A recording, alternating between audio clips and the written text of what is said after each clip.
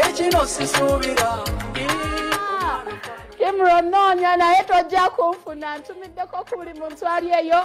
nga mwana wa neighbor akufaanana William Kirevu nkutumiddeko mwana ya mukazi yaleero tali waffe mukozi munnaffe yaleeta n'omwana nga tulaba omutwe gwa William tugamba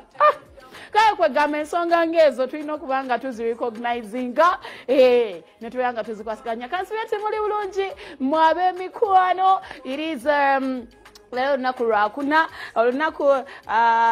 it is 10th February kitegeeza fenna abasingo abalowooza nti tuli mu relationships tubulayo ennaku ezi okutegeera wetugwa okitegeera awo ojja tegerera ani adde mu relationship ani abadde mu relationship naye nga wetyo tutambula kakati gwe mukwano gwange ate mwabaagala namubuzayo ennaku 3 okubeera nga mweragako ani asinga okwagala munne okitegeera